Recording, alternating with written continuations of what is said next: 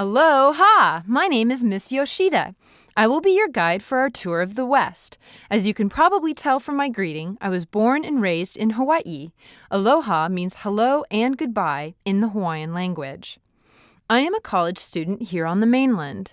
My main interests are political science and government. Someday, I hope to be elected to the United States Congress. On school breaks, I work as a tour guide. It's a great job. I get to meet all kinds of people while seeing cool places. Whenever we visit someplace new, I want you to think about two questions. What first attracted people to this place? And why are people still coming here today?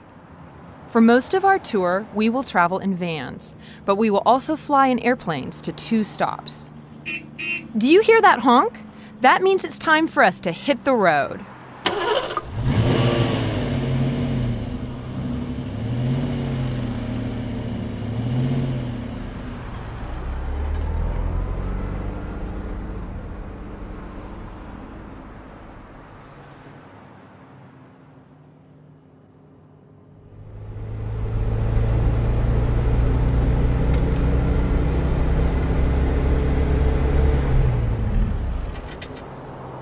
Our first stop is Lolo Pass in the Rocky Mountains.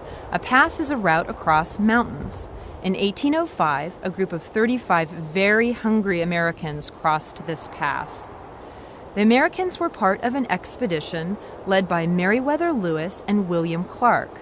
An expedition is a journey with a purpose. The Lewis and Clark expedition had 2 purposes.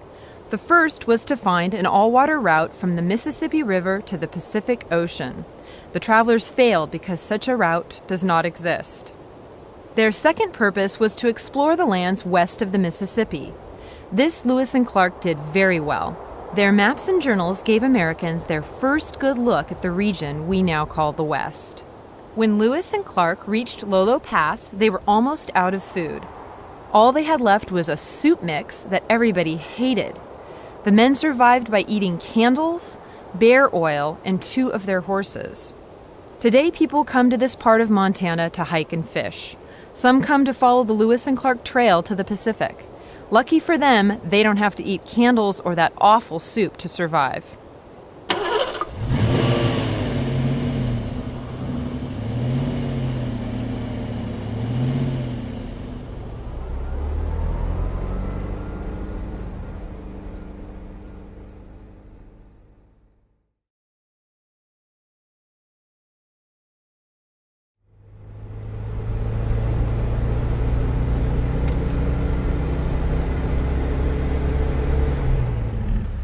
Lewis and Clark saw a lot of sights on their expedition, but they missed the geysers of Yellowstone National Park.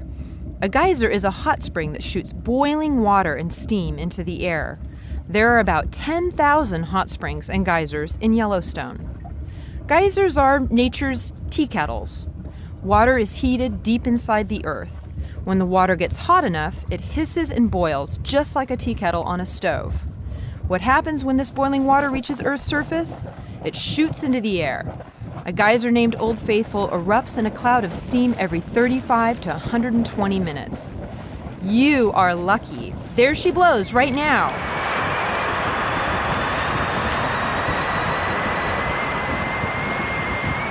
Fur trappers were the first Americans to see Yellowstone. No one believed their stories of steaming springs. Later, a photographer took pictures of the geysers. People were impressed with the photographs. The land around the geysers became Yellowstone National Park. It is the first and oldest national park in the world. Wasn't that spectacular? Only 300 people visited Yellowstone the year it became a park. Today, up to 4 million people come to Wyoming to visit the park each year. Visitors enjoy the beauty of Yellowstone's mountains and meadows.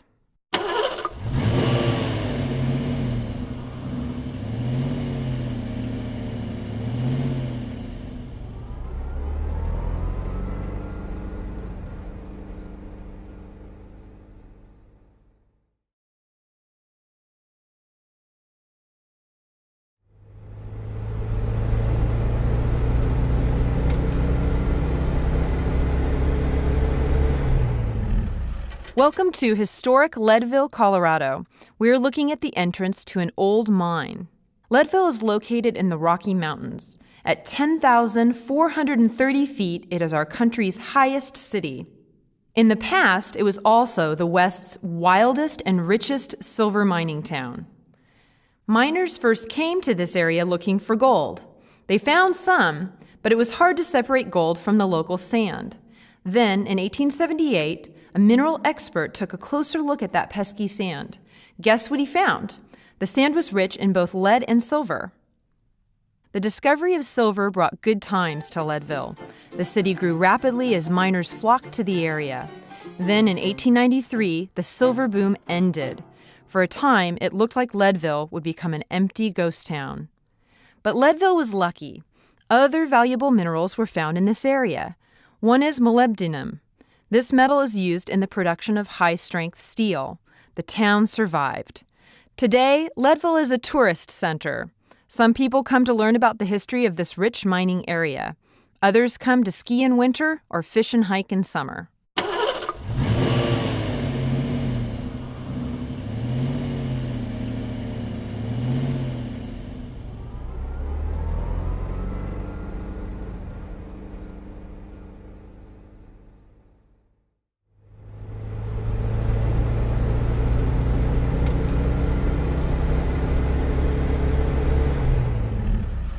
Two really great things happened to me when I was in 4th grade.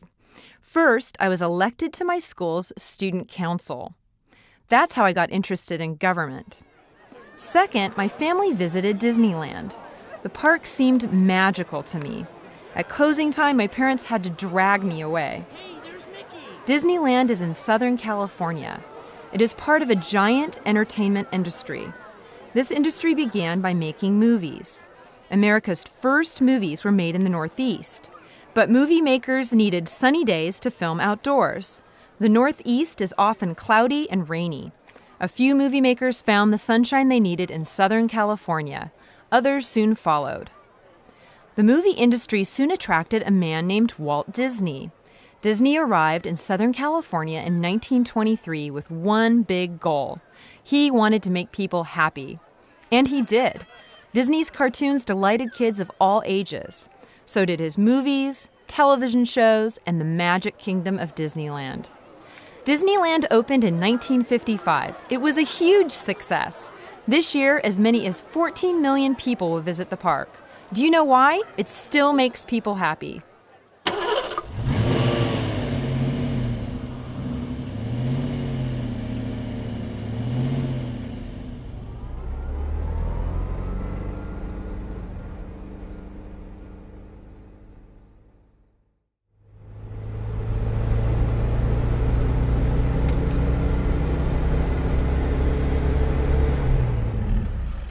Do you snack on raisins? Spread strawberry jam on your toast. Pour ketchup on your French fries? Look around you. Those foods probably came from California's Central Valley. The Central Valley is shaped like a long bathtub. The sides are formed by mountain ranges. The bottom is covered with deep, rich soil. Summers here are long and warm. Does this sound like a good place to farm? It is. But there is a problem. Almost no rain falls during the growing season. California has solved this problem by building dams on rivers flowing down from the mountains. Water collects behind the dams in winter. In the summer, this water is used to irrigate crops. Irrigation turned the Central Valley into America's fruit and salad bowl. More than 150 fruits and vegetables are raised here. You probably eat some of them every day. The Central Valley is also a center of farming technology. Technology is the use of tools and ideas to meet people's needs. Scientists here have invented many machines to help farmers pick their crops. One is a tomato picking machine. This machine is so gentle that it can pick up an egg and pack it in a box without breaking it.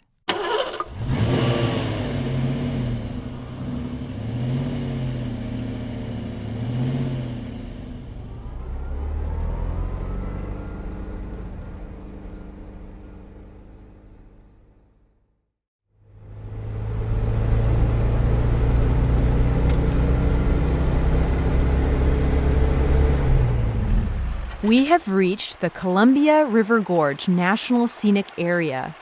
A gorge is a deep, narrow valley with steep walls. The Columbia River cut this beautiful gorge out of rock. The Columbia River begins in the Rocky Mountains in Canada. It flows 1,200 miles south and west into the Pacific Ocean. For much of its journey, the river forms the boundary between the states of Washington and Oregon. The Columbia looks lazy here, but don't let that fool you. This is one hard-working river. Dams on the river help make a lot of electricity. Many businesses use this electric power. Farmers use water from the river to irrigate crops.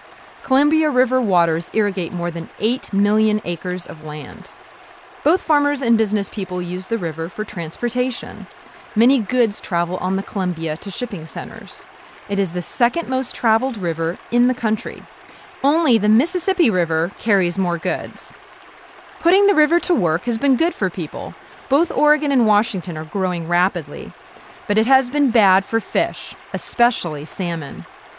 Since 1850, the number of salmon in the Columbia River has dropped sharply. Do you know why? You'll find out during our stop at the gorge.